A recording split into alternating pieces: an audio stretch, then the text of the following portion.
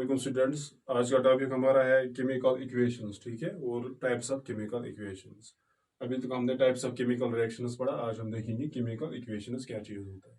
Chemical equations जो है, मैंने आपको पहले ही बोला है, they are the shorthand representation of a chemical reaction. जो केमिकल रिएक्शन होती है वो तो लेबोरेटरी में होती है, ठीक है। अगर वही केमिकल रिएक्शन को हमने अपनी कॉपी पे, बोर्ड पे या बुक पे दिखानी है तो हम पूरी केमिकल रिएक्शन नहीं दिखाते हैं। हम उसकी जो एलिमेंट्स इन्वॉल्व हुए उसकी सिंबल्स लिखते हैं, जो कंपाउंड्स बने हैं या जो कंपाउंड्स इन्वॉल्व होते हैं उनके फार्मूला लिखते हैं, ठीक है। जो केमिकल रिएक्शन का ये शॉर्ट हैंड रिप्रेजेंटेशन हम लिखते हैं in the form of chemical symbols and formulas, उसी का नाम हम देते हैं केमिकल इक्वेशन, ठीक है। तो केमिकल इक्वेशन क्या है? शॉर्ट हैंड रिप्रेजेंटेशन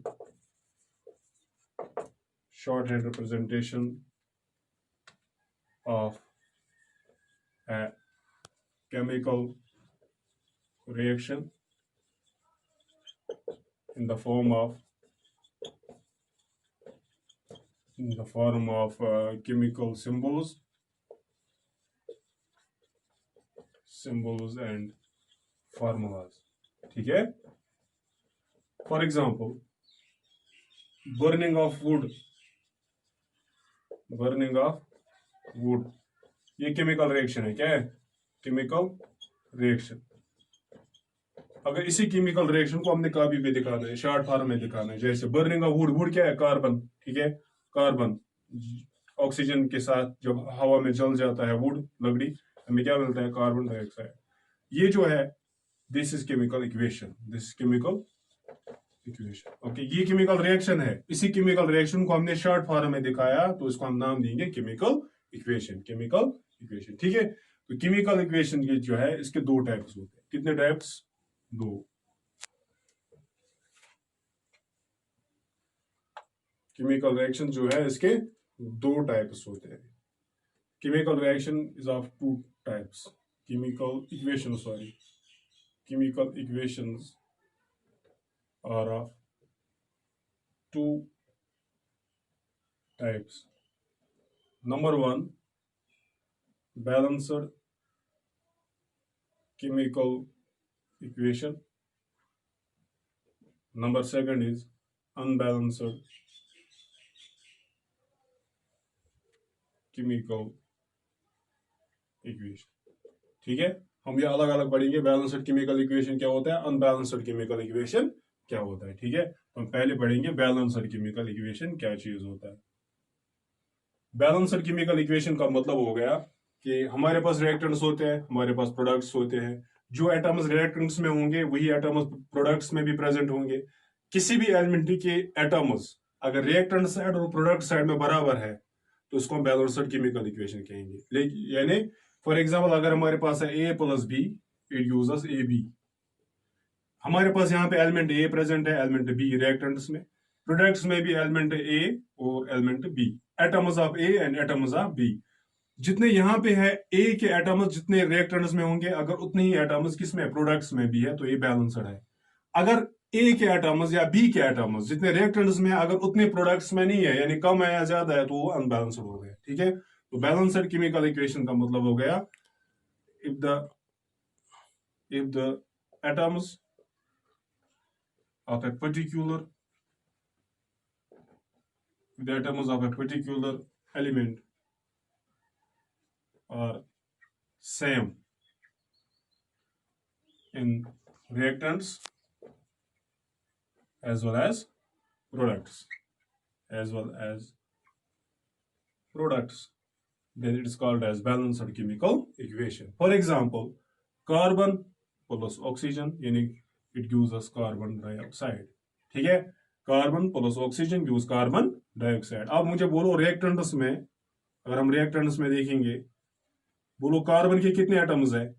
यहाँ पे कार्बन, यहाँ पे ऑक्सीजन। कार्बन के 1 एटम्स है। ऑक्सीजन के कितने हैं?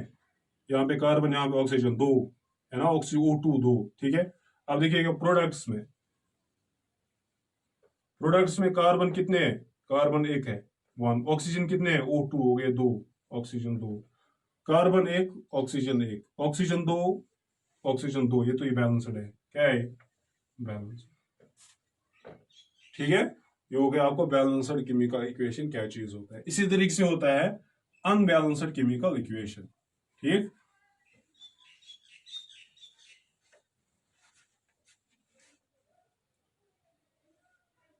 Unbalanced chemical equation. Unbalanced chemical equation का मतलब हो गया अगर किसी भी एक एटम के या एक से ज्यादा, एटलीस्ट अगर किसी एक एटम के एटम्स, किसी एक एलिमेंट के एटम्स रिएक्टेंट्स और प्रोडक्ट्स में बराबर नहीं है तो ये अनबैलेंस्ड हो गया। यानी if the atoms of at least one element are not equal in reactants and products। ठीक है, किसी एक एलिमेंट के एटम्स बराबर नहीं है रिएक्टेंट्स और प्रोडक्ट्स में, तब इसको अनबैलेंस्ड केमिकल इक्वेशन कहते हैं। For example H2 plus O2, जब हाइड्रोजन गैस और ऑक्सीजन गैस मिलते हैं तो ये बनाते हैं वाटर। क्या बनाते हैं? वाटर। ठीक ही केमिकल इक्वेशन एक है। और मुझे बोलो रिएक्टेंट्स, यहाँ पे हाइड्रोजन और ऑक्सीजन रिएक्टेंट्स है, H2O वाटर प्रोडक्ट है। रिएक्टेंट्स में मुझे बोलो हाइड्रोजन के कितने एटम्स है? H2 हो गए 2। ऑक्सीजन के कितने हैं? ऑक्सीजन के 2 एटम्स है। ठीक है, ये मॉलिक्यूल है, O2 हो गया मॉलिक्यूल, इसमें 2 ऑक्सीजन एटम्स है। इसी तरह से ये मॉलिक्यूल है, इसमें 2 एटम्स ऑफ हाइड्रोजन है। प्रोडक्ट, प्रोडक्ट में हाइड्रोजन के कितने हैं? H2 हो गए 2। ऑक्सीजन के कितने हैं? ऑक्सीजन का एक ही है। ठीक है, एक। Hydrogen 2, hydrogen 2, oxygen 2, oxygen 1। इसका मतलब ये क्या हुआ? अनबैलेंस्ड। ये हो गया balanced and unbalanced chemical equation. अब इसमें देखना है कि हम बैलेंस कैसे करेंगे, वो नेक्स्ट लेक्चर में देखेंगे। ठीक है, ये देखना यहाँ पे हाइड्रोजन के 2 है, हाइड्रोजन के 2 ठीक बराबर, लेकिन ऑक्सीजन के यहाँ पे 2, यहाँ पे ऑक्सीजन का सिर्फ 1 है। ठीक है, एक, यहाँ पे ऑक्सीजन एक ही है, हो गया ना अनबैलेंस्ड। यहाँ पे 2 है ऑक्सीजन के, यहाँ पे 1 ही है, तो ये अनबैलेंस्ड हो गया। ये हो गया केमिकल इक्वेशंस एंड इसके टाइप्स। अब हम नेक्स्ट लेक्चर में हम बैलेंसिंग ऑफ केमिकल इक्वेशंस देखेंगे। ठीक है, क्योंकि जब भी हम इक्वेशंस लिखेंगे हमें जरूर इसकी इक्वेशन को बैलेंस करना पड़ेगा। जितने एटम्स यहाँ पे है उतने ही एटम्स यहाँ पे भी आने चाहिए। वो क्यों? वो इंशाल्लाह नेक्स्ट लेक्चर में